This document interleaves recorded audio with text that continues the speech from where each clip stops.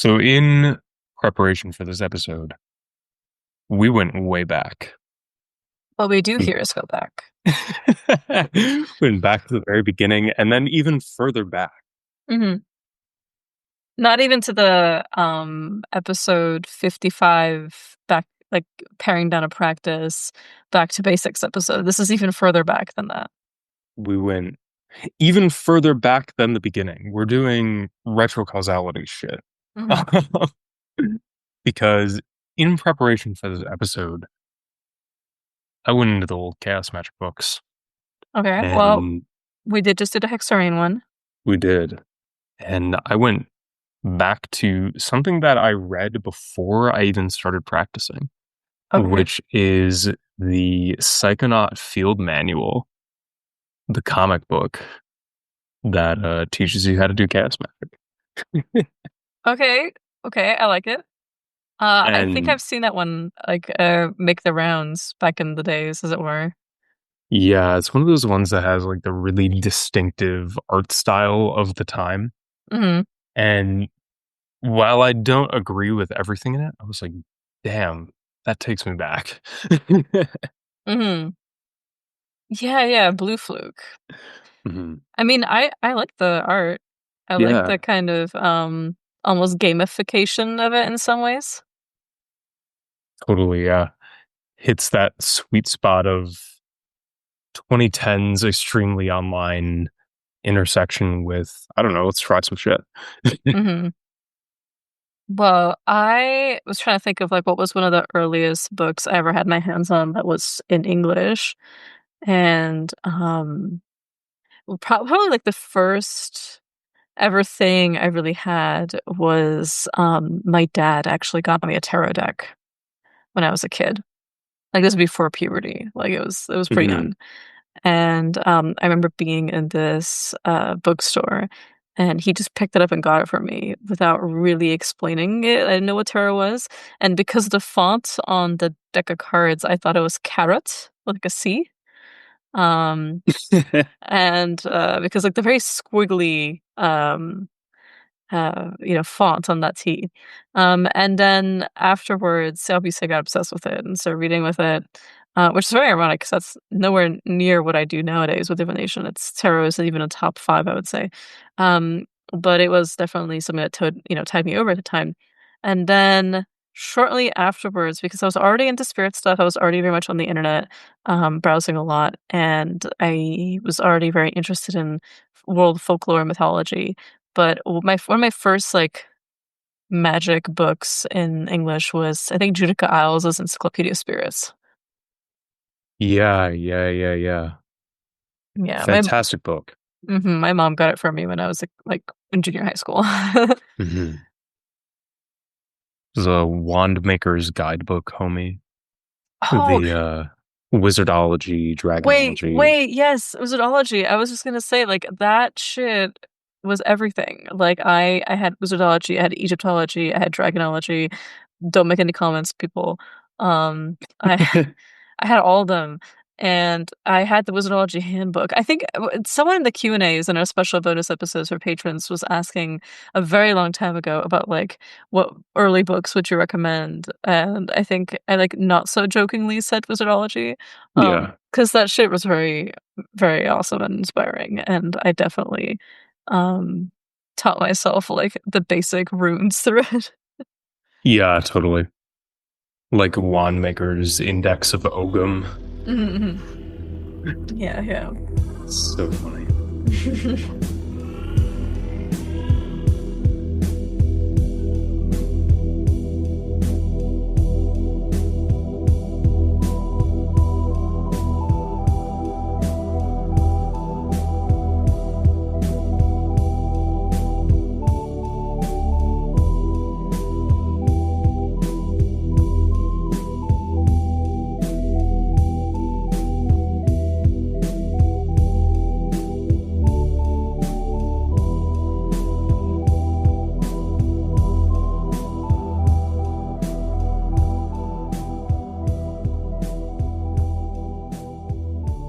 Be not alarmed at the frightful howls which you may hear. It's Sfinga. Hello. And when you play around with certain resources that you find on the internet as a teenager with nothing better to do and few things to lose, it takes a toll. And when things take a toll, the body keeps the score. Oh my god. This is one of our worst bees. And even with this B, the body keeps the score of each one we do. Yeah, it does. It does. It's haunting. I'll allow it. In our Q&A, like, log for all the questions that were asked, there's also a tab for, like, all the B's and B key, and I think this is just generally the worst. Oh yeah, it goes so far down that it comes back up. Yeah. It's like an as above so below situation. Yeah, yeah, Um, for sure. and speaking of numbers that need to keep going up, remember Mhm. to check us out on patreon.com/the Frightful Howls. We have True. a bonus episode every month curated by and just for our patrons. We have a Discord server that is frequently popping off fire memes in there. Mhm. Um, we have a monthly live occult book club where we discuss a text of your choosing. We also have Not my choosing. your Oh, choosing. yes, people add things, people vote on things, and it can be a movie too. Exactly. It's a very, very expansive book. Mhm. Any sort of art, any media, really, Mhm. including just cool things we find. Mhm. We also have show notes for every episode and a whole tier for monthly group spell work from us on your behalf. Mhm. Come get some of that good juice. Um, much like the numbers. Um, so remember to give us a like, rating, and review on Spotify, iTunes, or wherever you might be listening to us. It helps us fight the demiurge of the algorithm. Mhm. Also, be sure, in addition to the monthly group ritual, to check out our individualized services. I offer personalized coaching in magic and mediumship, sorcery for hire, readings, and custom talismans, oils, tools, all that sort of stuff. Sfinga offers bulk and Fotomancer readings. Please go check her out. She is the best. No, no, no, but thank you. Yes. And both of us offer occasional limited occult wares over on our website with cunningandcommand.com. Lastly, be sure to hit us up on social media. Sfinga is at Dragon Cunning, and I am at barnowl.key. Mhm. So this episode is we were kind of like we were workshopping it for a while because truly this has been hotly requested. It's a Magic 101 101. We had, as I mentioned kind of earlier, we had an episode fairly recently within the last 15 or so, 55, which is back to basics. It was essentially paring down a practice. It was going over if you have like an outgrown practice that has become a little unwieldy, what can you pare it down to just as the core elements to kind of get back on track and to feel comfortable with your herbalism, with your fundamentals, with your scrying and so on. And also with your juju, like what are you doing?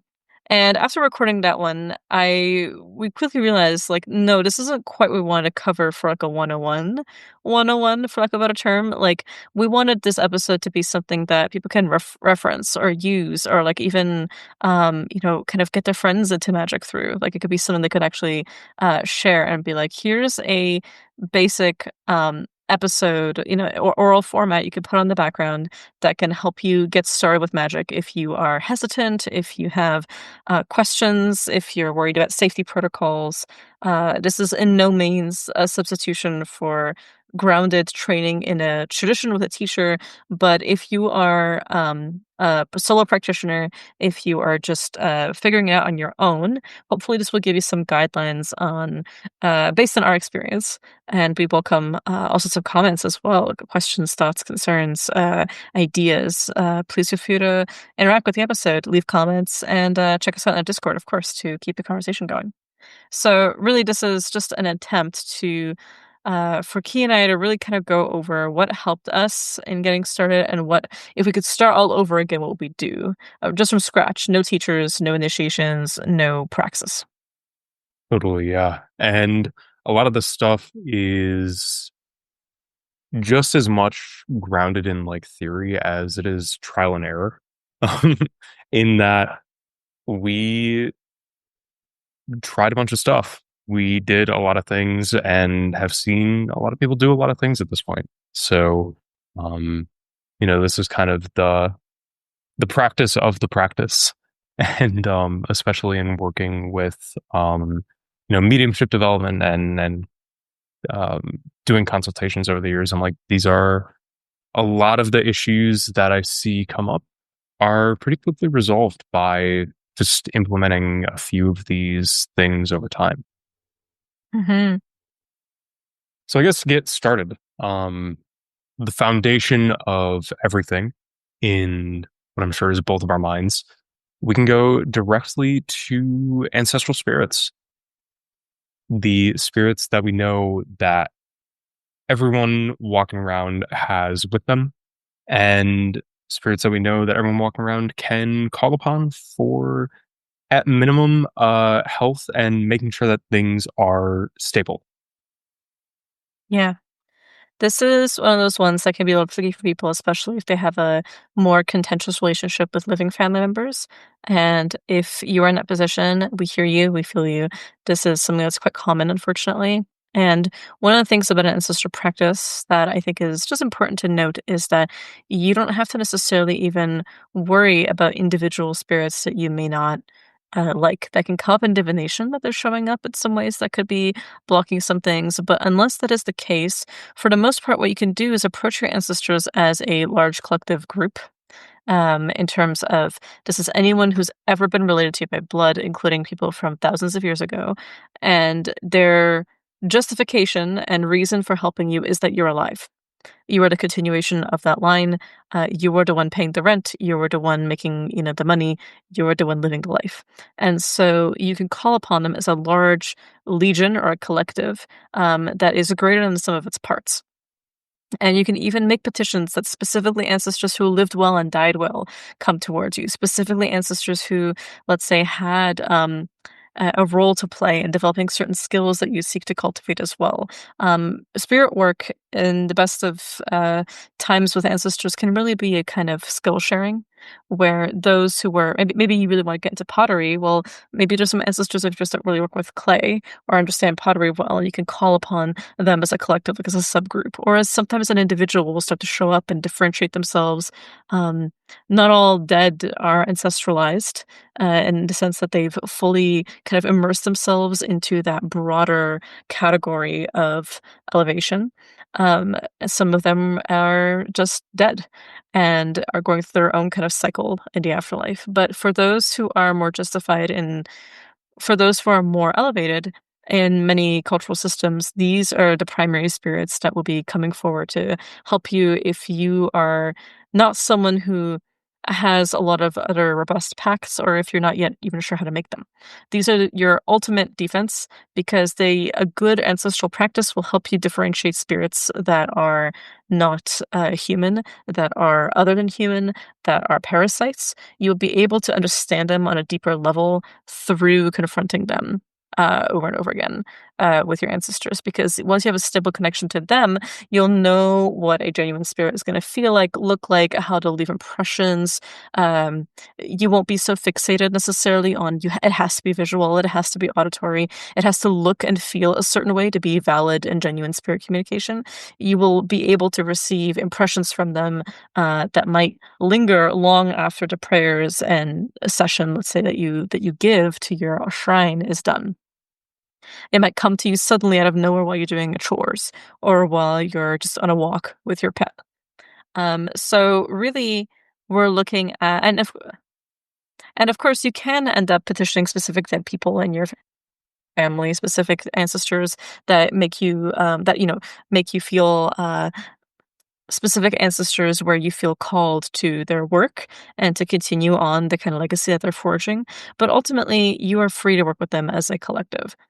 A very simple setup It might be taking a shelf or a surface in your house, somewhere in a prominent space. For example, if you wanted to, catch a lot of sunlight and catch a lot of attention and be something that, people can gather around. Or if you have to if you prefer to be private, you can keep it elsewhere. If you live in a an apartment with roommates and all you have is your own bedroom, k keep it in a place where you could veil it so that when you're changing clothes, for example, everyone's feeling pretty okay.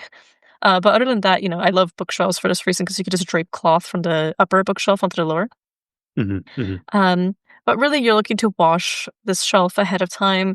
You can use a simple 3-herb wash, mhm. and or you can use a spiritual cologne like Florida water, and then you can fumigate with some kind of church incense, anoint with some holy oil, whatever is good for your culture and the ancestors of your tradition. And you can decorate the space. You can keep fresh flowers on it, fresh water. Make sure it doesn't get murky. And clear glasses so you can divine. I know some people who swear by using only spring water, not just because it's chthonic in its properties, but also because they live in an area where the tap water is kind of murky and they have to use a filter for everything. So at the very least, they use filtered water just so that murkiness isn't something that they mistake as an omen, but is really just something that's going to happen anyway. And then have some white candles, maybe an offering bowl where you keep a little bit of the food that you eat every day, some pictures, some keepsakes, all kinds of things. You can start building up a whole shrine space for them. But the main thing you're going to be giving to them is time. Prayer, time, meditation, cultivation, interfacing with them, receiving messages, receiving sometimes nothing, and only until later that it comes up on you, sneaks up on you out of nowhere. Totally, yeah. The goal here is not to have such a segregation of, okay, now is the time we are doing ancestor things, and more to start there and build toward integration, that the mediumship, the development, the working for mutual benefit is active and ongoing all the time. Which can be kind of funny when you need to be like, hey, I'm having a moment with my partner, please get out of here. But, really, um, just building up these relationships as though, they're literally relatives or friends or companions on the other side. Mhm. I would say that there's a lot of really good resources out there for ancestral veneration across cultural paradigms. We're definitely in an age of an abundance of information about these practices. A lot of people get drawn to Cuban and Puerto Rican Espiritismo. People get drawn very much to understandings of keeping an ancestral practice based on ancient traditions. Like they get interested in like what would an ancient Greek or an ancient Roman, for example, practice of ancestor veneration look like? What does Catholic and Orthodox and Protestant ancestor veneration look like? These things are pretty much very abundantly available these days in terms of like you can get courses, you can look at books, there's plenty of even YouTube tutorials. But what I would suggest starting with is your cultural form. So Mhm. do a little bit of research. I think a big part of ancestor veneration is also just discovery, like doing looking into your family tree, asking people in your family, like, hey, what did this person like? What did these people do? Like who, knowing what great grandpa liked for his coffee, what kind of packet, what kind of brand of cigarettes did he smoke? Having these things available and knowing some prayers maybe in their languages, even if those aren't languages that you speak anymore, it can be a really beautiful thing to share to learn at least let's say, a prayer in the religion that they practice. Totally, yeah. And I find that um, these things expand in interesting and highly synchronistic ways once you begin this practice. Um, as more are called, they will find ways to make themselves known. Hmm. Absolutely. And as they make themselves known, you will uh, become more and more aware of individual ways that they manifest in your body. It might be as, stomach troubles, burping, like weird queasiness. It could come as a headache. It could come as a warmth in the hands, a sudden posture change. You might know, oh, this spirit is near me right now, is providing this particular point of access for me. I know it's kind of older rage to talk about working with other kinds of spirits, like non-human spirits especially, but I think a good practice starts with the ancestors and some of the most powerful people people I know, in some ways, rely primarily on their ancestors. It's all they need is that white candle with them, and they can move a Mhm. mountain. And when I've given that example in the past, it's one that's been passed on to me by several teachers, really in different kind of anecdotal forms. It's important to notice here that it's not necessarily about like the notion of someone has more powerful ancestors than you, and it's a matter of like some kind of spirit power ranking. It's about the strength of the connection and the ability to access that particular wisdom and that particular kind of semi-trance state where that flow is happening, and you're able to slip either deeper into trance or you're able to kind of pull back forward that information that you're getting and make it actionable in the here and now. And this is why ancestral veneration as a backbone of your practice, because these spirits are in many ways already around you and already usually willing to work. Why they help deal with the ambient spirit trafficking? Because the more you make offerings, the more other spirits see your home where you are as kind of like a shining beacon or lighthouse, and are like, "Oh, I want that. I want offerings. I want attention. I want prayer."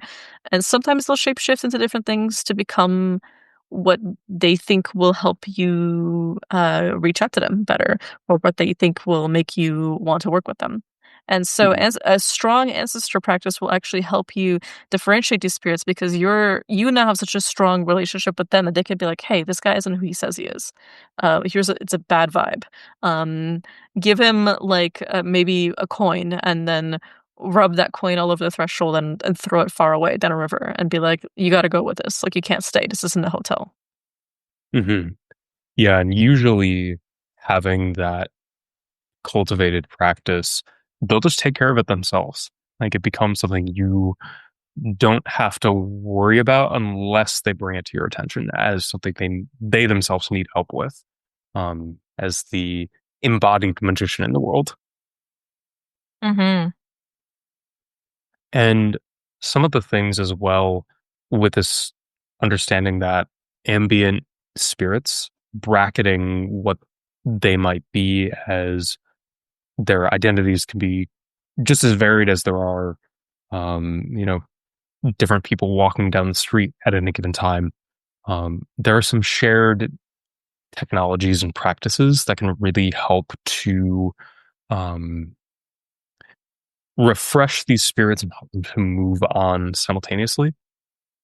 Mhm. So frequently, this will take the form of, you can put charm bundles in the four corners of the houses, or different tarot cards or playing cards like the kings or queens of a given deck, as well as, leaving some other glass of water than the one on your ancestral setup that we described before.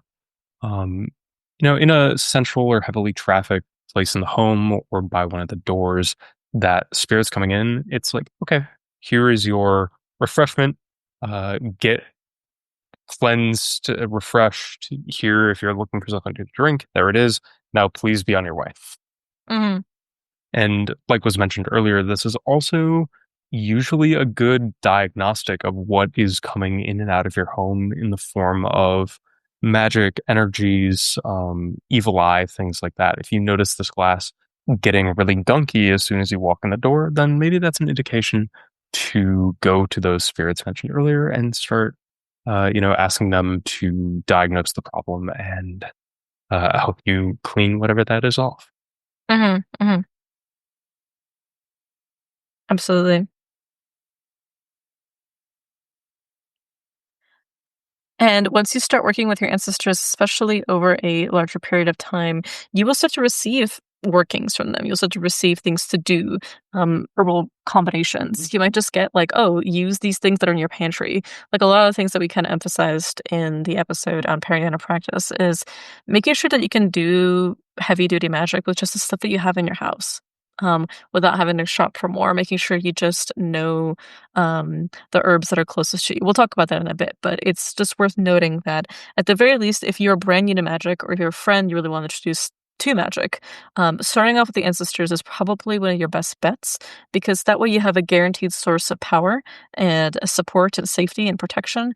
You have a broader team that can start to individuate and give you individual names that from people that maybe you've never even knew you were related to, or people you never were going to meet, or people that your grandparents don't even remember. And then also, furthermore, you can start including ancestors of adoption, ancestors of work. So, for example, let's say you are an artist of some kind, you might be really inspired by certain people who are artists in the same way, and you might want to start including them in your prayers and say that, I see you as an ancestor of my craft, and I ask that you help me. Basic necromancy, depending on the kind of cultural framework you wish to inhabit. We've mentioned a few times that there's some good books out there on kind of beginning this. Martin Coleman's Communing with the Spirits, controversial though it may be, is actually a really great resource. Take some of the stuff it says with a grain of salt. You'll know what I'm referring to when you get there, but it is genuinely a very good book to just kind of start off with as well. And you can start working with them. You can go to your local cemetery, clean some graves, leave some offerings, leave a coin at the gate, wipe off with a coin when you leave, or with some spiritual waters and so on. Go in and say hi to some spirits, like leave some flowers, leave some offerings, leave some clear alcohol, clean a grave or two. And if there's someone who is representative of something that you desire, maybe you want some protection, so you want to go to somebody who was like a very powerful fighter or a soldier in life. Maybe you want money, and so you go to a great businessman. Um, Anything that you like, you can incorporate them back into your ancestral frame. Totally, yeah. And like you were saying, cleaning graves is great. Find a grave is a fantastic offering to the Mhm. dead. Mhm. Um, allowing, and even for like ancestral remediation purposes, just allowing more ancestors to be known in general, as Mhm. well as just getting to know a cemetery, donations to charities that also help fund funerals, coffins, things like that. Also fantastic. And as we are kind of bringing more spirits in, bringing more ancestors in, and starting to bring things in from the natural environment, be it the graveyard or somewhere out in the world where we find perhaps a monument to an ancestor of craft in this way, we can start to identify those who might be a little weirder in a good way than um, just the ordinary and often extraordinary dead people who come through in this way. Mhm. Those charmed spirits of the dead who have undergone certain processes or maybe in life held certain pacts or initiations that allow them to have a bit more agency in the world of the dead. Mhm. Or in many cases, they might start to bring in friends um, because it is a very full place in the spirit world. Great great grandma might be hanging out with who knows what in the woods. And through her, through that relationship, you might get to know those things as well. And this kind of practice will help you understand the difference between your pacts and spirits and relationships and theirs. Most of the time, their relationships, for example, let's say you have an ancestor that has a very close relationship with the birch tree and you don't, that's their pact. That's their relationship. They can pass it on to you by inoculating into you, by introducing methods of communion between you and that tree, by showing you how to work with that tree, maybe teaching you a bunch of water witching charms with it. But until that happens, it's not your pact yet. And a lot of the times, spirits will have relationships that are not your business to know about, and it really is not even it's not even that important for you to understand. Um, because ultimately, there's a power in their secrecy. There's a power in that connection that they have with them individually, and there's also a power in the fact that like. If some spy spirit, let's say, was trying to undo your magic, they wouldn't know what some of these connections are because not even you know them. Totally, yeah. It's the like you were saying, the best protection is secrecy, and sometimes spirits will protect you by providing you with some secrecy of their own. Hmm. Absolutely. So call your dead, do necromancy, meditate first, open with prayer, maybe a glass of water, maybe some fruit to pacify them, make them sweet.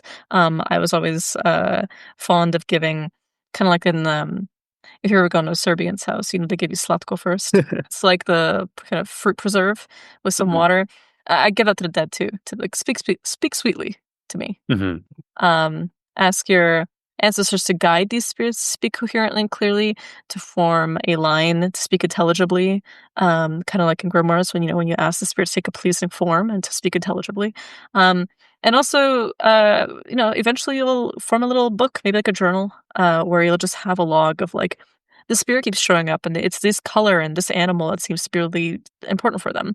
And over time you'll build like kind of like a bestiary in some ways, or at least a spirit cartography of like, here's a map of your city. Here's where you notice there's big power centers. Here's like in your neighborhood where you're starting to notice you get these body feelings when you are meditating and going on walking meditations. And speaking of which, I was going to say, um, part of I think starting off in magic is going to be meditation. I'm sorry. Um, I know it's not fun. I Yeah. know people don't like it, but that kind of ability to focus your breathing, I would say 30 minutes in the morning and 30 minutes at night, or at the very least, just 30 minutes in the morning. If you can't do 30, do 15. If you can't do 15, do 10. If you can't do 10, do 5. But start with just noticing your breath and calling your attention to your thoughts. Because the more you're able to do that, the more you'll be able to cultivate deep dreams, cultivate trance states more easily without the use of other aids, and be able to just notice when things are affecting you. So if you are having a lot of anxiety and you're thinking that your spirits are communicating to you through that anxiety, it may be the case, but so much of it's getting filtered through your own anxiousness. But through meditation, you'll be able to be like, okay, no, I know this is me. Or wait, hold on, I'm anxious and there's something else talking to me. I think it might be a spirit trying to tell me something, maybe give me some comfort, maybe warn me that like, hey, this feeling you're getting in your body is actually a warning. Like pay attention to it. Like we're trying to say something to you. Um, hold back right now. Totally, yeah. And definitely cultivating that awareness leads pretty quickly to mediumship help, Mm, because the more that you are understanding of your own internal processes, your own selves, your own thoughts, feelings, emotions, vibes, it becomes pretty straightforward to determine what is originating from some external place. mhm, And in speaking of that, mediumship practice, definitely the aforementioned will help. Meditation will help. Um, Sitting with those ancestral spirits and just waiting and watching will help. Um, Creating sort of frameworks and designating and anchoring different places for spirits to be in the body, in the environment around you, in different shrine artifacts and relics and things like this. All of that helps because if you know where to look and you have that understanding with the spirit, you can know it by its absence. mhm, And I suppose in developing those faculties and building out that that network of spirits, um, you get a lot more insight into their um, personalities mhm, and their ways of being, who their friends are, what their roles are, is important. Um, like was mentioned, when you call out to your collective dead and suddenly you're hit by the cacophony of voices, you can ask them to, jokingly in reference to the Grimorium Verum, elect a Skirlin from among them. mhm. Um, Not by that name. Don't tell them to do that unless that's spirit be called. But ask them for an someone among them who is eloquent or has a faculty of communication or who has the ability in the first place to speak with and through that collective voice as a noble point for you to start cultivating that relationship as the messenger for now. Because I find it's a lot more straightforward to start to instead of, okay, here are five distinct personalities who are trying to um, make themselves known and perhaps even jostling for attention. Mhm, You can be like, all right, I'm going to hang out with this particular ancestor who has come forward, made themselves known to me. and who I have tested to ensure that this is not some imposter pretending to speak with the collective force of my entire ancestry. Um, to be like, hey, can you go talk to the spirit who I'm struggling to understand right now and figure out using your perception and senses what's happening, bring that information back to me, and we can work from there. Yeah. And earlier when we mentioned Martin Coleman's communion with the spirits, something that he brings up that I thought was very like shockingly real, that he mentions, and not a lot of other texts do, is that spirits learn from each other. Like they're not static beings. Like Right.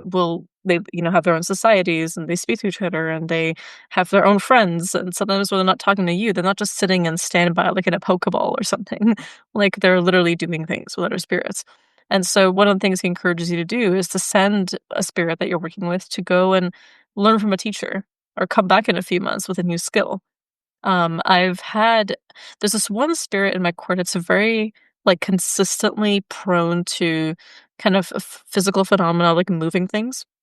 Moving, like, doors, opening them, moving objects, and so on, and that's not terribly uncommon, but, like, this spirit specifically just is constantly doing this, and, he ended up teaching some of my other spirits, like, how to manifest physically on without it, like, being grating and annoying, more easily, like, based on, like, a pact that he has. I don't know how this is happening, I just noticed that it was starting to happen because they were talking to each other more, and then other spirits started doing the same thing, and almost like just, pots and pans clanging all over the place to the point that I had to be like, "This is great, and I'm used to this level of, like, haunted, quote, unquote, like, phenomena, but, like, let's chill out for a second." Hmm. So, like, yeah, I think it's, good to have, like, a weekly check-in with your spirits. Again, have that journal ready, note things that are you noticing are changing, note who talks to who, if they are willing to bring that up, and you'll grow a kind of, understanding of your own court, especially as they introduce you to people. So maybe, like, you start off with an ancestor, but they are like, "Hey, I want you to meet the spirit that I know," and it turns out it was somebody that they worked with in their own practice when they were alive or some that they met along the way in the outer world. So begin every session again with meditation, right? You can end it with meditation as well, just to kind of like ground, as it were. Um, and he mentioned having a skirlin, like an intermediary. You can purchase a court reading, right, as a Yeah. possibility. Plenty of people offer that. I do. Key does. Maigan of Kitchen Toad does. Rose Aurora does a really good scrying kind of check in for that as well. There's lots of different, people that will be happy to give a court reading like that. Um, if you're looking for, like, a specific kind of court reading, a different system, we got plenty of people to introduce you to. It's no secret that we are, always recommending, Jesse Hathaway Diaz on, signthepack.com if you're looking into getting a reading for, Eshu Pombogira specifically in Kimanda. So it can also be in a specific system. But if you're just looking for, like, general spirits that are around you, human and non-human, getting, like, a general court reading can be very helpful. But even if you don't do that, if you already have a kind of a sense of who's around you, you can start asking them to kind of differentiate themselves by nature, right? Like, we mentioned the Skirlin, there's also gonna be ones that are, like, really good spies. Like, these are the ones that go out and get intelligence and information for you. These are the ones that, whisper in your ear, uh, "Maybe take the bus today because the highway's gonna be insane." Um, these are gonna be there's gonna be diviner spirits that are gonna be really good at helping you with, information, with divining. Like, they are spirits who are themselves diviners, and so they'll help you be a better diviner because they'll know what it is to translate messages for a human audience. There'll be spirits that are kinda like warriors or guardians, protectors, bouncers, the ones that kinda guard the door, the threshold. They'll make themselves known to you, and over time, of course, your house spirit will become a really important, one for that. But the Skirlin, as Key was saying, the intermediary is the one that will help you distribute messages to all of them without having to contact all of them individually. Totally. Yeah. Helping your spirits help each other and help you in this matrix is always a great exercise. And, even those spirits of like the, older, wiser, perhaps more elevated, although to dance around the charged use of that term here, um, those who can resolve disputes amongst your spirits. in practice and with time, you might notice that there's some points of friction. If, you have images of particular ancestors who went to their graves feuding, um, they might step forward and make it known that you need to move those photos apart from each other, or similar anecdotes to these. Yeah, absolutely. And so we've already kind of hinted at a method here, but I think, once you start to develop this mediumistic faculty, and even along the way, it's nice to have some sort of method of divination um, to confirm, especially one that can kind of lead toward yes or no answers. And with the dead and with these ambient spirits, a very straightforward method that I find is just the interpretation of the glasses that are left for them. If you have one large central glass that is time and something just feels off, or it's getting moldy, or like leaving those weird, like kind of gunky rims if it evaporates really fast, probably a good sign that something's up. Whereas if that glass, the second you put it down, looks like it's carbonated, probably a good sign. Yeah, absolutely. If I was often taught that lots of bubbles at the very bottom of a glass can mean that there's a need for more material offerings, like for example, food offerings, and lots at the top requires more prayer and more kind of meditation, but them everywhere just means a movement. Now, different systems will interpret it differently. You can, this really goes to our next point, which is start divining, like learn a divination method. In fact, learn two methods. One can be pretty complex. This could be tarot, this could be geomancy, this could be femomancy. This could be anything in particular that draws you. It should feel good to use. It should feel right. The pictures on the cards should be meaningful to you and really call to you. Um, it's interesting because I was talking about this with Key because you're a letterman and a playing card guy, over and above tarot, and like even a regular deck of bicycle playing cards, like just it speaks to you very deeply in a way that some decks that are deeply beautifully illustrated do not. And so it's also just based on like what your spirits have to read with too. Totally, yeah.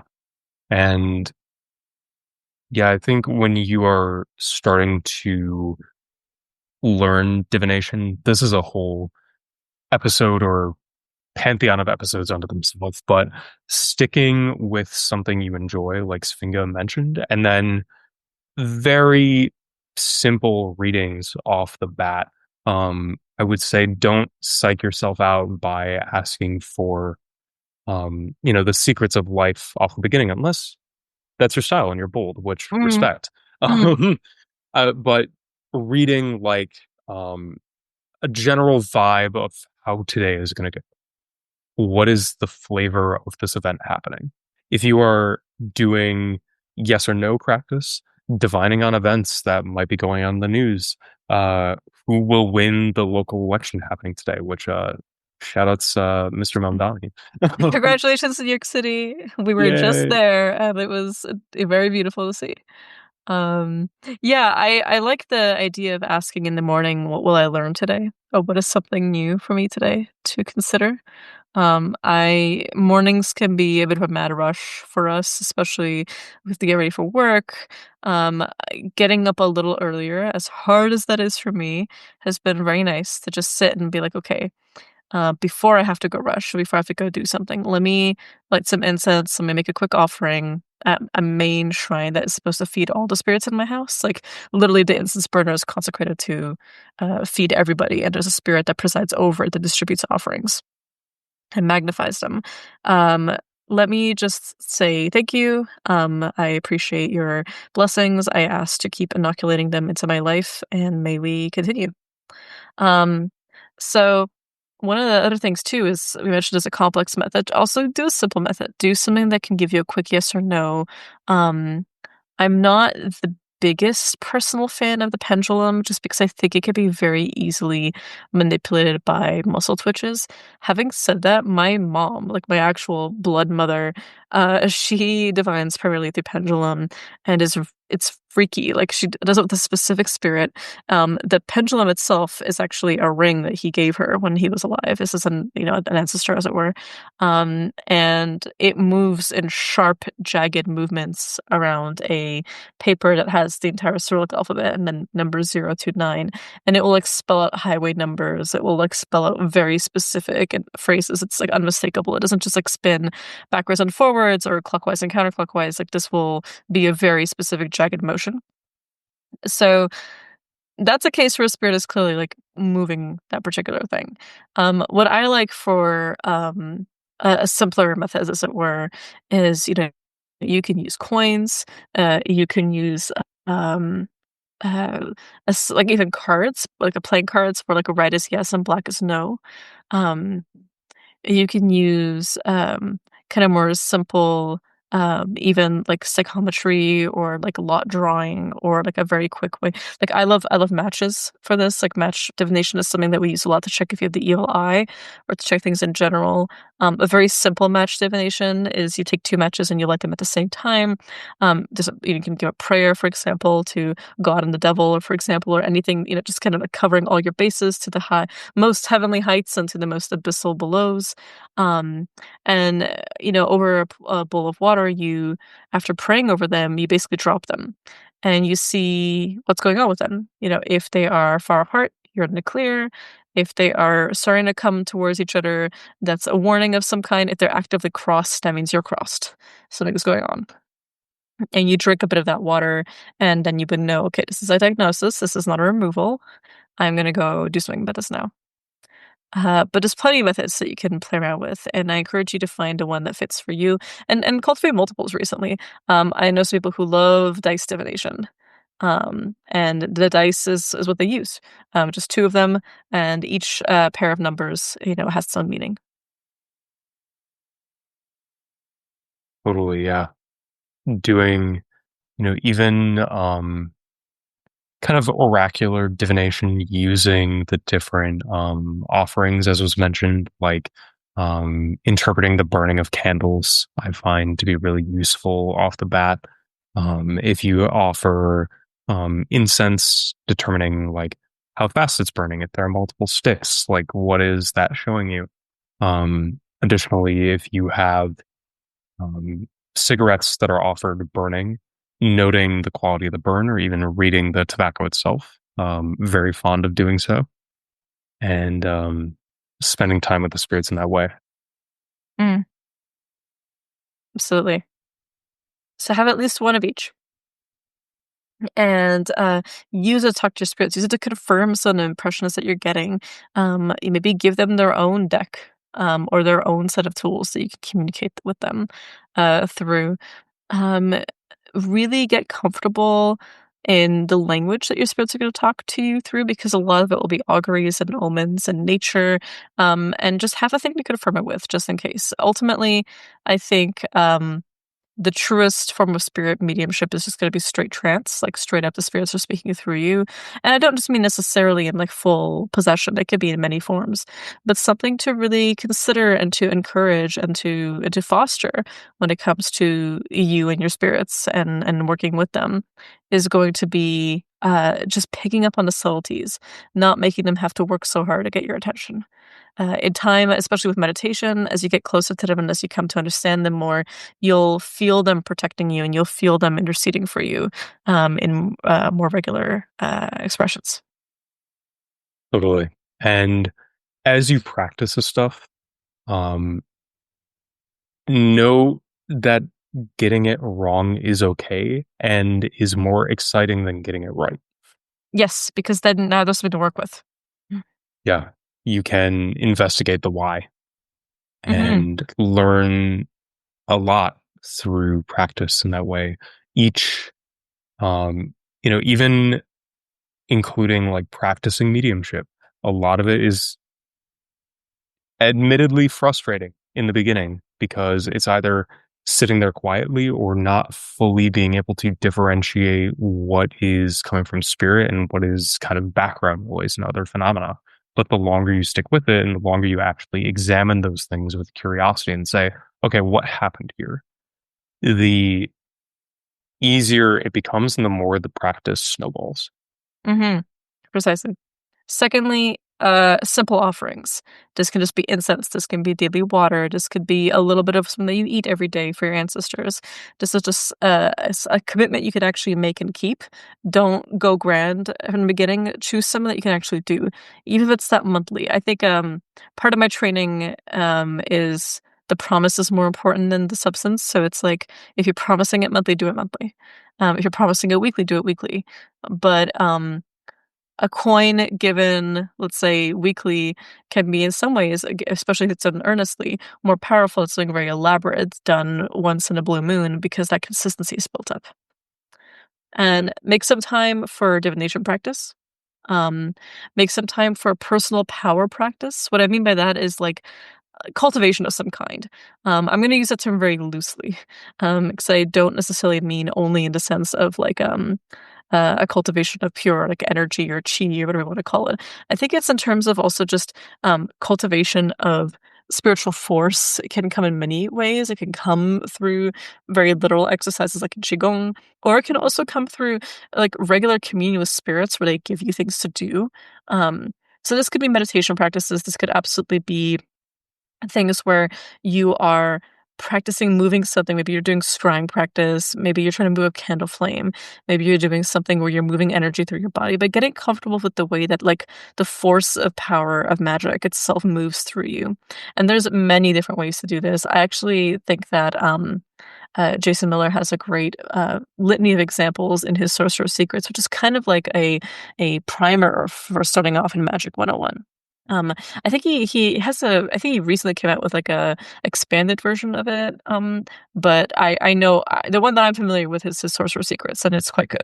Yeah, there are just lots of resources out there for, um, I suppose, what you would call like day one practices that include empowerment exercises that also provide some layer of protection against most things that you would run into, as well as uh, kind of cleansing and blur the line of this magical Swiss Army knife. So, very famously, the headless one ritual, or like the bornless one ritual, um, the grand heptagram rite, or like the calling of the sevenths, which Mhm. much has been written about, and much of it good because it's a very useful exercise. Yes, check out Sam Block's writings on Digital Ambler. We'll include a link in the show notes. Totally. And as well as grimoire prayers and daily operations of purification. So, for a personal favorite example, Hygromantia's prayers of the days are great for each day if you're looking for Mhm. something to do. It's one of my go-tos. I start most mornings off at the very least with one of them. So these Totally. kinds of empowering prayers can be really helpful. I think that the 30 minutes of inhaling, exhaling is great. Maybe PGM 13, 763 is a good one to start off with. That's the kind of heptagram, right? Sam does a really good job of kind of reworking it as well. Um, you can also build a rapport with just an incense offering. So these all these things can build personal power. That kind of box breathing and so on and so forth is great. And then really, as you're kind of doing this, you can do a petition to a spirit. Maybe talk to one of your patrons. We mentioned, ancestors are one thing, but maybe like your family comes with certain patrons kind of built in. So this could be, maybe you have a name of a saint, and so that saint is close to you because you have their name. Maybe you have a practice with a particular spirit that's known in your family as a guardian or as a patron saint, for example, and you want to cultivate that practice. Maybe there's just something going on with the land that you live on. I always encourage folks to like know your geography. So like buy like or read books that are like, I don't know, let's say New York City, Haunted New York or something like that, or like ghostly mysteries of New York. Like look into the folklore of what's going on in your city. Look at like major events that happened, and see what the spirits are like there, and see where you can kind of create that geography for yourself. Like we talked about that with the last episode too, with the whole idea of like urban magic. Any magic you do in a city is urban magic, and like African-based sports traditions have been doing urban magic for a very long time, and so have many traditions that have had to adapt to kind of city living. So really, this is all about like getting to know those spirits and getting to a point where you feel like you can understand what's moving through the currents and of the land that you live. And empowerment practice, prayers for power, prayers for magical ability, prayers for the ability to um, do things. So like when you say these people are now in love, let's say you're doing a love spell, they actually will be. Um, there's an interesting function, I think, to asking a spirit to make two people fall in love, and just like smashing, two dolls together that you baptized and just be like, "You are now in love." And I think both components are important in magic. There's very spirit-heavy approaches where you're asking spirits to do the heavy lifting for you. There's, methods that are based on you attaining greater mastery as a spirit yourself in a body, and I think both are important. So what helps you cultivate these things will come through relationalities with different beings, right? Relationality with the sun, with the moon, with Jupiter, with Mars, relationality with land, relationality with wind, with breath, with God and the gods, and so on. So I think really with the whole empowering stuff, pick prayers and petitions and maybe like a daily prayer practice that just strengthens you, fortifies you, increases your protection, increases your mastery, aligns you closer to the gods that are most important to you and grant the greatest mastery over your surroundings, because you'll be able to live in tandem with it and not necessarily flow against it. The path of least resistance is often the best one in terms of psychic flow. So if you're able to kind of move with the energy around you as opposed to try and just brute force it, you'll have a much easier time. Totally, yeah.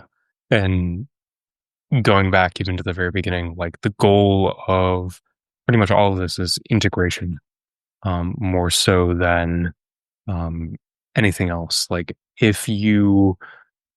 are if you are doing this consistently, and if you're doing it in kind of that authentic way of just trying to build connection with spirits, things will improve and things will start to work better. Because you are behaving now more as a spirit in a world of spirits and understanding your role in this world and many others through that lens. And even building upon this, to speak of learning about the world around you, like the haunted New York City books or like the ghost tour websites are always fantastic places to start. As are guides to local flora and fauna, Mhm, local maps of historical landmarks, walking around and locating places of power in your immediate environment. So, where is your nearest cemetery? Where is your nearest government building or fire station or police station? Where is your nearest store? A market or like a place commerce occurs, a bank. Where's the forest? Where's the river? Where's the tallest building? Where are plants that you know and where are plants that you don't know? And to that important point, like studying the world around you, learning more about it, um, being able to name the plants and trees that you walk by every day by sight, mhm, and in really any stage of life, from sapling to um, like Sinest later in the season, being able to look up in the sky and point to stars and planets by name, understanding what is the moon cycle today, um, without necessarily having to Google it, and just kind of having that awareness is always very helpful. mhm, In addition to keeping track of certain divisions that we can kind of map onto the different days, like planetary days, planetary hours, doing workings by the clock in like a very hoodoo fashion. mhm, mhm. And each of these things is just another layer through which you can attain more of the harmony that you were mentioning with the spirits and how they interact with the world at a given time and place. Yeah, absolutely. So in addition to creating that list, let's say, over the few months, you take some time getting to know these places like he was mentioning. You might want to be like, I'm going to make a checklist of them. You might also just want to be like, what spirits have I observed there? What's the energy flow like? Now that you've been doing your cultivation practice, now that you've been doing your empowerment, you've been doing your meditation, you're a bit more sensitive to that stuff. You might notice like, oh, there's a lot of this plant that grows around this particular, let's say, police department. Or like, oh, this forest has a stream going through it that has a part that, swirls counterclockwise. That's a really huge place of power for a lot of spirits that gather there. Um, and you'll notice kind of like what you can get within a few mile radius of just walking around your home. Like, what are the plants you can gather? What can you bring back? Can you see the stars where you're from? And if so, which ones are most commonly visible? Maybe I love having the apps that let you kind of like look at the night sky. It can be really helpful just to have. I use Starwalk 2, which is very helpful. And I also have a plant identification app. I use Picture This, which is good just for kind of like quickly checking things and creating like a log of what's around you. Totally, yeah. Love me a picture this. Love me a field guide. Mm, Wild plants of such and such location, wild plants of this state. Any sort of dichotomous key like that is fantastic. Just kind of building out from there, like a lot of practice eventually develops in the sense of, you know, you're at this point, you're definitely interested in doing magic and things like this, and we'll probably come across a lot of historical formulas, recipes, instructions, published or otherwise. And part of that is good. Are you working from a historical recipe that's been agreed to be worked by a spirit because they too are aware of that history and aware of how it works? Or cultivating an understanding of what are the things in that recipe doing, and then how do I do it with the things that I'm familiar with? And both of these schools of thoughts are, important to practice within and work within. Can you make, um, thinking of very famous like fast luck oil recorded by like Zerino Hurston, like uh, cinnamon, wintergreen, vanilla. mhm, It's okay, cool. That is a great lucky oil that I can make with things that are probably in my kitchen. Um, mhm, Same time, how do I make a lucky oil with the things growing in my garden? mm, Both fruitful exactly. exercises. Exactly, yeah. And really, remember that, like, the times when you see anybody else perform something very impressive, it's just a result of a lot of drills, a lot of practice, a lot of specific things that they do regularly. Like, when you see people performing in a sports stadium, like, they're implementing things that they spend, hundreds upon thousands of hours doing in, like, rote repetition to the point of boredom until they can do it in their sleep. Exactly. Yeah.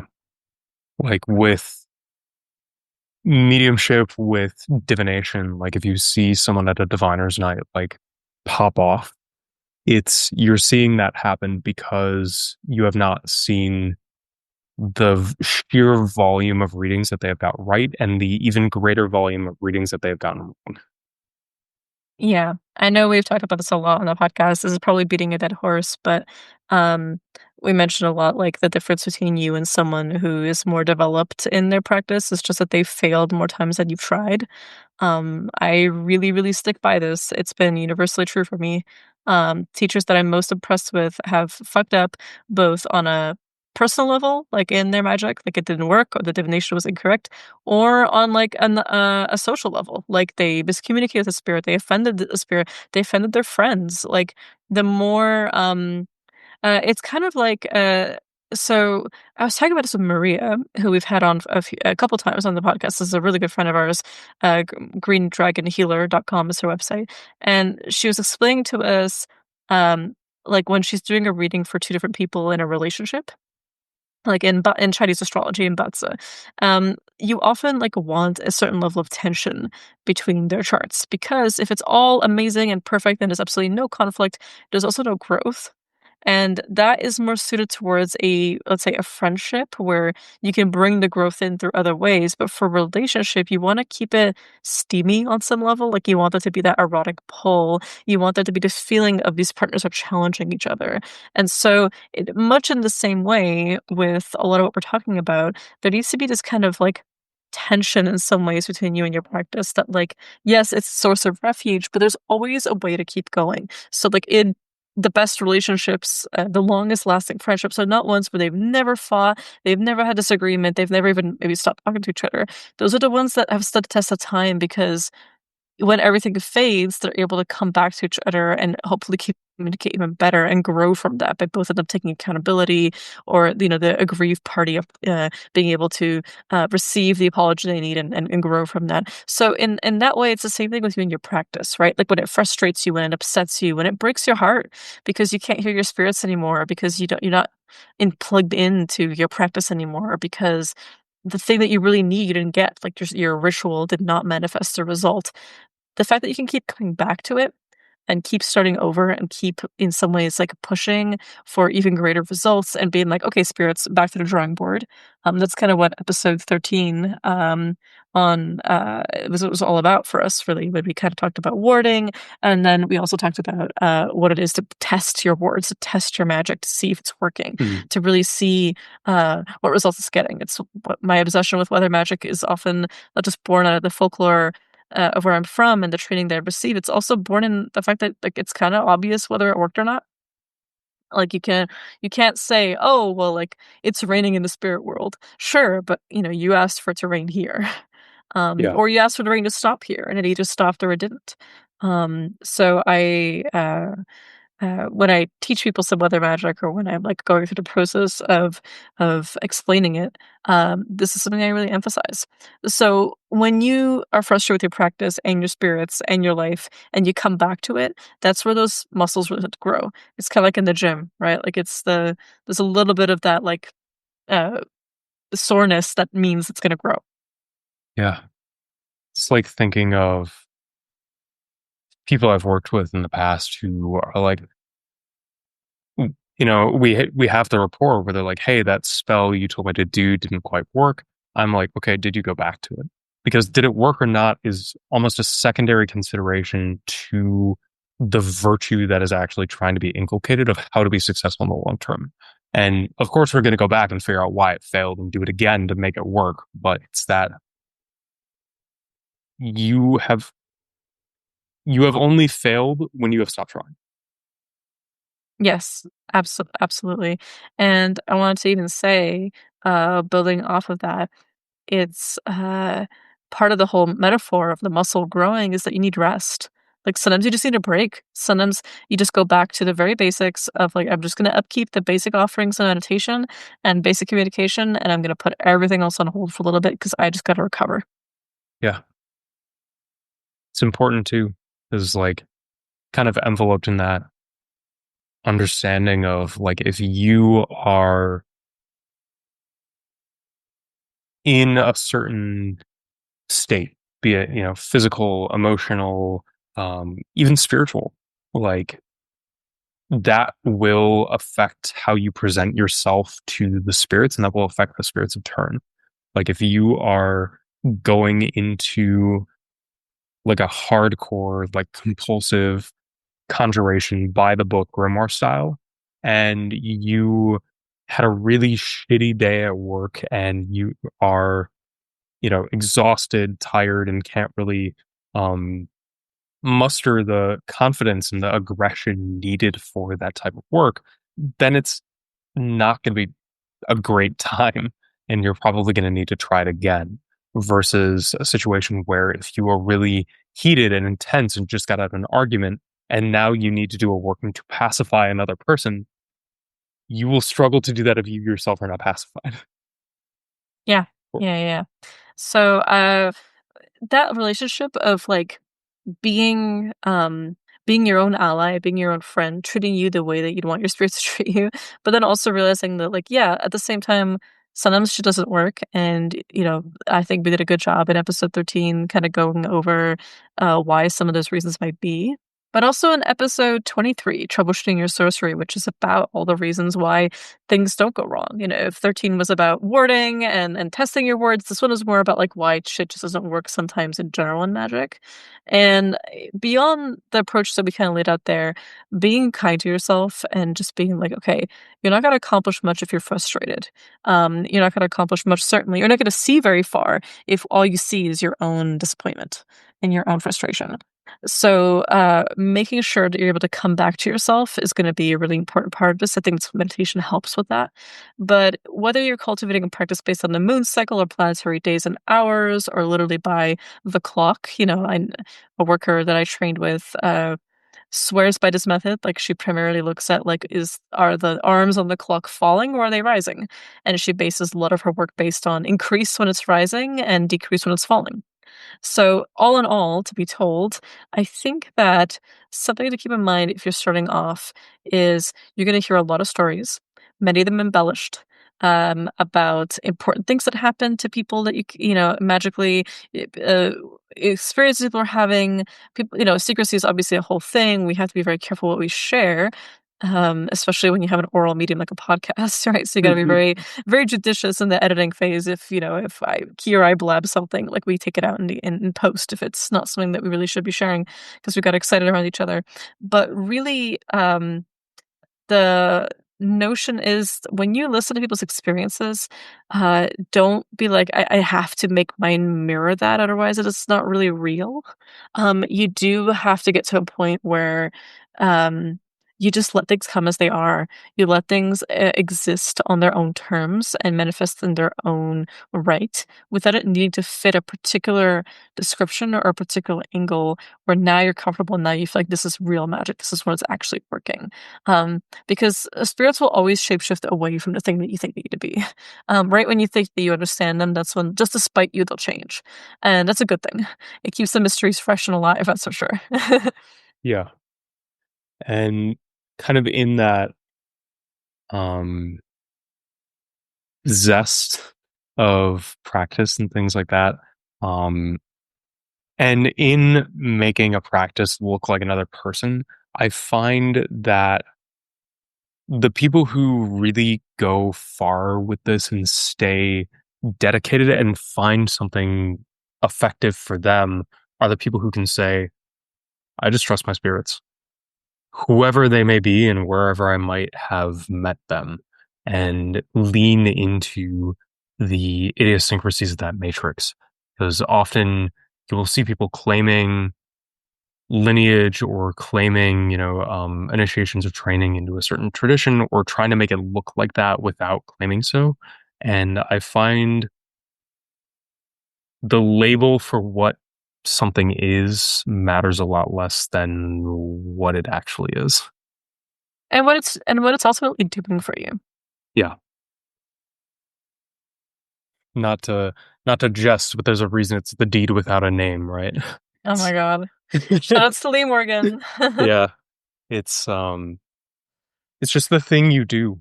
And if you do it and do it well and care about doing it well, everything will speak for itself. Mhm. 100%.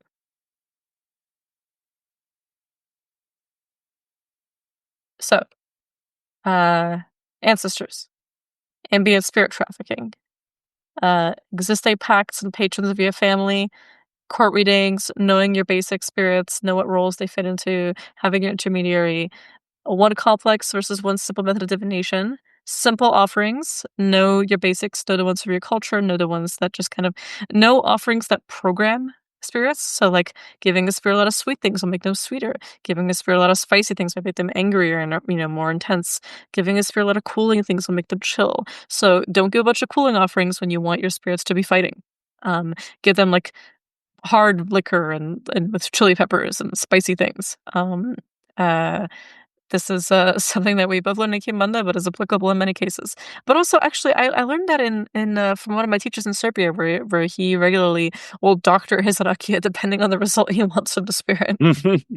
And, well, I think it's a kind of a universal practice at this point, across traditions to just give the dead extremely starchy foods just to get them kinda like, "Okay, now I'm just tired and food coma, don't wanna sleep, to get 'em to chill out too. Yeah. Have your meditation, before and after bed or before especially before after rituals. Have your divination practice every day, your mediumship practice, your cleansing, your empowerments, build power in you. Do bornless one or headless one, whatever. We love it. Um Learn the world around you, know your plants, know your stars, know your moon cycles, your planetary days. Um, Call the dead, work your cemetery, call the spirits that are ambiently around you, see who shows up that is taking an interest in you. Make your goals.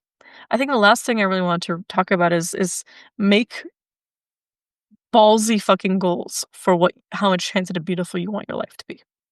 Key, what are some of your goals that you're comfortable sharing? Obviously, don't do the ones that are super work in progress because don't need no evil eye jinxing us. But also, speaking of the evil eye, which we will have eventually an episode on, there's a guest who really want to be on for that. So it's even though I've done my research part, like I've written out my stuff that I want to Mhm. say for that, but like there's I really want to have a guest on to specifically talk about it. But like a protection practice, a cleansing routine, as we talked about, like these are things you can vary. You can mix it up. You can sometimes do it with fruit, sometimes do it with incense, sometimes do it with other kinds of other things. But like get into the habit of spiritual hygiene, as Q was mentioning earlier, because it will help you with the discernment. It will help you with the meditation. It will help you with not being bogged down when you have a bad dream or when something bad happens to you. It won't like that whole, like, adage of, like, did you have a bad day or did you have a bad 12 minutes that you decided to make into a bad day? It applies hugely for spirit stuff too. Yeah. And beyond just spiritual hygiene, you know, physical hygiene. Mhm. Jokingly, occultists take a shower challenge, impossible, but No, in I it's becoming more possible. yeah, Not everyone is quite that bad these days. yeah. Like, Mhm. our prayers have been answered. Listen, But I hung out in the wrong crowds when I was younger, that's all I could say. mhm, likewise, Well, you're the likewise. Magic the Gathering player. Yeah, I've been in the trench. It's like You were the only bathed man in that yeah. room. What is that rant from? I think it's like a Doctor Who remake or something. Like where he's like, "You don't know what I've seen." Ah, that's you in the Magic tournament. Yeah, Mhm. but keeping shrine spaces clean, keeping yourself if you're gonna go interact with a spirit, especially when you don't know, be like recently bathed so that you're not in a heated state, like be Mhm. in the relaxation of just getting out of a really nice warm shower. Yeah. um and kind of if even cultivating it for like the mental virtue of just caring for yourself before you care for other stuff. um Starting with that, and also just the mental hygiene, like if you need to go touch grass for a little bit, touch grass. If You can always take you a break.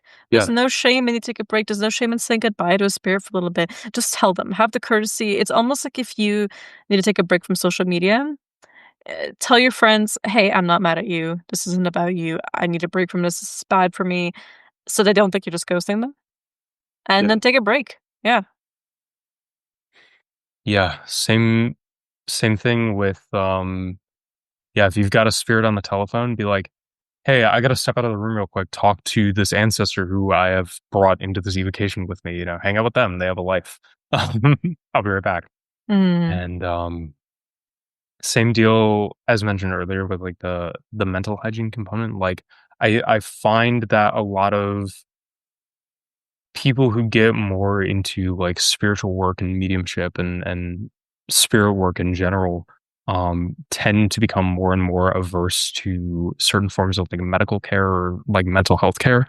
Mhm. Um know that most good therapists or psychoanalysts don't give a fuck. It's okay, cool. How do they help you in life? Can we, talk about this? Here are these other issues that you can find support in this spirituality for, whatever it Mhm. may be. I find in a lot of cases that is also very helpful. Um, Mhm. Yeah, yeah, yeah.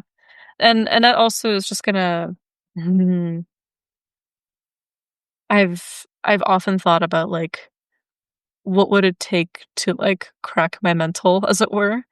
Um, to abandon my spirits, to, like, or at least just crash out enough that I can't get back on track for a little while, and I've warded extensively against that on a mental level, like, not necessarily just on, like, yes, decoys, yes, witch bottles, yes, protection, all great, but, like, on just on a mental level, because you could have the most protection in the world, but if you constantly are suspicious of the people that you love, if you're paranoid about your own friends betraying you, if you can't resolve conflicts with people and make things right, when you fuck up or when they fuck up, and if you can't be charitable, and if people aren't, you're always worried and anxious and projecting all sorts of anxiety into the world. It's not going to take much to get you to divert that attention to your spirits, and to your allies, and to create more isolation for yourself. So again, meditation is going to help with that, but so will just an appreciation for the complexities of life. Um, yeah. So goals. I was thinking about this because protecting your future is another kind of protection, right? Yeah. Protecting the future in which you obtain your goals. Um, let's say you want to travel far and wide. And you want to spend time with people. Maybe you want to be around people of different spiritual backgrounds. Maybe you want to nourish and develop a relationship with your homeland if you're an immigrant, or your ancestral homeland. Um, maybe you want to uh, maybe you're aspiring to a particular kind of lifestyle. You want to move from a town to a city, or from a city to a farm, or something like that. Maybe you are looking to, you hope to one day work an entire grimoire cover to cover, and attain relationships with all the spirits inside of it. Maybe what you're looking for is to make a lot of money with magic, or you're looking to really be able to build a community where you can actually invest resources into your friends. Um, if you want to write books, or if you want to be able to have enough money left over to take you and a couple of friends on a trip to a bunch of shrines and monasteries and stuff, and just travel and make pacts and friendships with spirits, or study a tradition you've always wanted to study because there's a path into that tradition, there's a teacher that's willing to do it, but you just don't have the money or the resources to follow that right now. um, above all, I think an important goal as you kind of grow in your magic is just increase agency, increased ability to make choices, increased accountability, so that you're not just a victim of your own habits and contortions. But keep this list. I love sigilizing them. I love just having them. I love having a box of fulfilled petitions that I burn down every now and then. That becomes a powder of success. That I add a pitch to everything I work with, so that it brings new nascent things deeper into the possibility of success. Like, it pulls it with a gravitational weight in the fabric of reality. And then I add that to my goals, my big petition. Like, I include that in my journals and in my writing, and just kind of like centralize them even, and be like, yeah, this is something I really want to do, and these are things I want more of.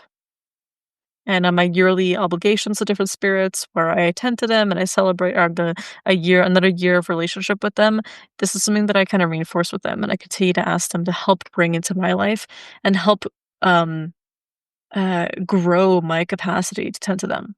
The more you repeat a spirit's name in a prayer, the more you cultivate particular names of power in your cultivation practice. Let's say the more you attend to the faces of the moon, or the particular spirits that rule over different planetary correspondences of the days, the more you actually bring yourself closer to them and create an alignment where your authority with them matters more. Um, so on the one hand, there's no break days of the sense of this is just an ongoing relationship. On the other hand, take the time that you need if you need it. Um, do not let this become another thing that you become resentful about, or upset with yourself about if you don't fulfill. If you're prone to overpromising to yourself, or if you're prone to being really ambitious into what you think you can do until life hits you really hard and fast, as I think most of us are, um, it's find something that works with you. I live and die by my Google Calendar integrations with Todoist and a bunch of other stuff. I wouldn't get half the shit done I need to get done if I didn't have that. Find a method that works for you. But if you're new to magic, or if your friend is new to magic and you're trying to help them get into it, remember that I think the one of the biggest petitions, maybe the biggest goal to have, is joy and whimsy, stimulation, delight. Good friends, good Yeah. love, good sex, good parties, good books to read, good trips, good cash, um, good fun. Never quite losing that spark of joy about the world, not becoming jaded even to the presence of spirits. Uh, Having a delight on your tongue whenever you approach the spirits. I love sharing sweet offerings with my spirits to be like, "Well, this sweet has always flow into my life." Um, I love to love, and I love adventure, and I love that these beings and this work exists, and I love to get to participate in it. And part of the offering that I give to my spirits is learning. I learned something new today, even if it's a random fact about a political party in a different country, or whether it's a way to be more accountable and present in my own body. I learned something, and I want to share it with you. And I do it as in your name. One offering you can always give your spirits is time, dedication, donations, tasks that you take on and learn for them and for their sakes. Um, and you can be like, this increases me. This increases the more of me there is to make choices, the more we can accomplish together. Um, and yeah, be bold, be ballsy. Yeah. Want more of magic? Go gun for the big things. Go ask for ambitious projects and powerful manifestations beyond your wildest dreams. But don't mistake the phenomena for the result. Spirits will do all kinds of crazy shit in your house just to get you to not actually demand of them the thing that you need and just settle with being impressed by what they're doing. Totally. Yeah. It's the ambition for more always. The higher standard, better result, more impactful. So, in answer to the earlier question of like, what is your goal? It's be able to do everything that I can do right now with one candle. Mhm. And beyond that, my goal becomes be able to do it by just one word, you know, like being able, the ambitious goal of being able to be so in line with what those spirits are and so able to manifest their ability into the world that it's like, okay, cool, problem solved. Mhm. And yeah, really just beyond that, like learning always. I'm a plant nerd through and through. So until I can just look at every plant that like grows in this state and be like, that's its name, that's what it does. Here's this whole constellation of information about it. I'm not satisfied, you know. Mhm. And at the same time, it's that will drive me completely insane. So I'm just gonna go sit in the plants for a little while and enjoy the fruits of that labor, you know. Yeah. Because I think before anything else, like in terms of just crafting petitions, the things that I'm gonna go for are like just health if I don't have it. Um, because from there, all else is possible. And beyond that, money, because money can't buy happiness, but I sure as hell can have a good time with, you know, $2,000 extra in my pocket. And I would be very happy about that. So be sure to go to patreon.com/Steve and maybe anyway. No, no, no, no, no, no, no. Very, very funny. Um, no, but uh, you know, to segue into that point, like just joy, Mhm. more shit that makes me smile, Mhm. more happiness on the day to day, like the enchantment for the chance encounter with the old friend that you then sit down and have dinner with. Um, all that sort of beautiful stuff that keeps all of us from the temptation of the wizard tower, as it were. The the pull and the point of all this to be better integrated into this world and to have a better time in this world and this life, like in this moment. Mhm. Fantastic. Well, we hope this is helpful. Please don't hesitate to reach out to us on Discord, on Patreon, on Instagram, if you have thoughts and reflections, and hopefully, if you're new or you're hoping to kind of reinvigorate a sort of sense of your practice, um, this could pair nicely with that earlier episode, right? So this can be getting started, and the other one, 55, can be getting back to the basics, if you've already got a very developed practice. But yeah, thank you so much. Yeah, yeah. It's a fun one. Hmm. We'll make this one kind of like one of our we will start indexing episodes by category, and I think this one will be in the category of like 101s. This can be one for just to send to people in case they have like your basic FAQs, right? Totally, yeah. Mm-hmm. And to that point, like you said at the outset, stick around, ask questions. If there is anything that you have been screaming at your, iPhone in the cell phone mount where you're recording your political rants on YouTube that we should have included, um, please feel free to message it to us that we may um, include it in the next one.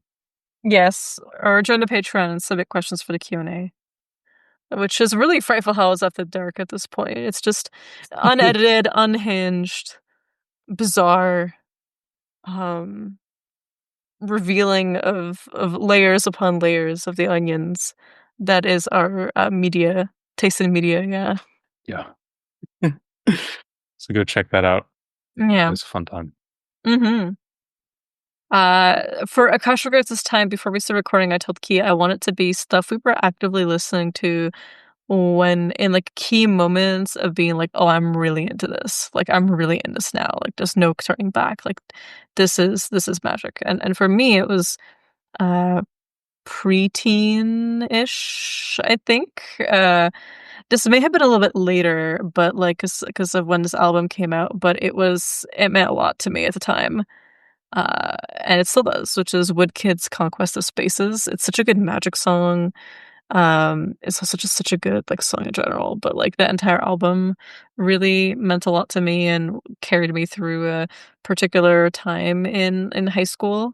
Uh, but I associate with a time even before then, really, in which I was, like, retroactively thinking about how just the burning ambition of knowing and of experiencing magic and spirits. So, yeah, check out The Golden Age by Woodkid, but Oh the song yeah. itself is Conquest of Spaces. Love that album. Mhm, And for me, the Akashic Record is a band that has made an appearance here before. It is the Devil and the Almighty Blues, and the song is The Ghosts of Charlie Barracuda. Because I, to this day, remember listening to this while setting up for the ritual. That was one of my big, oh fuck, I have to do this for the rest of my life moments. mhm, Um, and yeah, just having it blasting while like arranging the tools, bunch of like dragon's blood incense burning, and shortly thereafter seeing some truly miraculous shit. mhm. Beautiful. And in honor of doing the damn thing, we're recording this on a Wednesday, which why we were saying congratulations New York City on Zoran It Mamdani's win. Uh, woke is back on the menu, boys. was woke left, and then she came back. Yeah, woke left and she came back. Living My in God. Queens, Yeah, yeah, living there's in like Brooklyn. oh yeah, there was that listing the boroughs by how feminist they are. Queens is number one. Brooklyn can be a girl's name. Manhattan's obviously last because it has a Yeah. man in it. I think Bronx is somewhere in the middle and Staten Island's fourth. I don't know. Anyway, congrats, girls. My God, we've been good. We've been holding back. Yeah. We've those of you who know you've gotten our spicy memes in your DMs already. Um, but yes, this is the prayer of Wednesday from the Hygromantia because it is a Wednesday that we're recording this on. In the name of the omnibenevolent God. Amen. O Lord, who dwells on high, beholds the humble, guides the reins in the hearts, the Lord of spirits, the King of heaven and earth, grant your grace to me, O sinner, O Lord, in order to subdue the powers of the planet Mercury.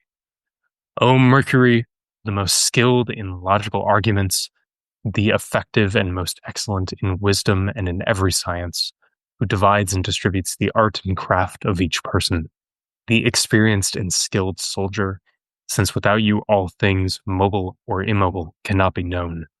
O Mercury, creator, philosopher, and greatest among orators, whose rules over the minds, I conjured you by God who created you and placed you in the heavens. I conjured you by your heaven, by your sphere, by the treasure and by the secret wisdom of God, by his strong and immeasurable hand, and by all the myriad of angels. Do not disobey me.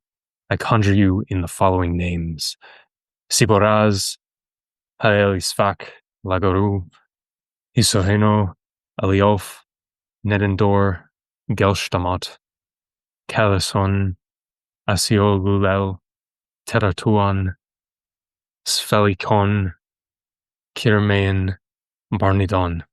In your above names, grant me your grace and your virtue, in order that any work I attempt to be effective and true, by the omnipotence of God. Amen. Turn back your foul fortune from me. Bring me only good fortune. Amen.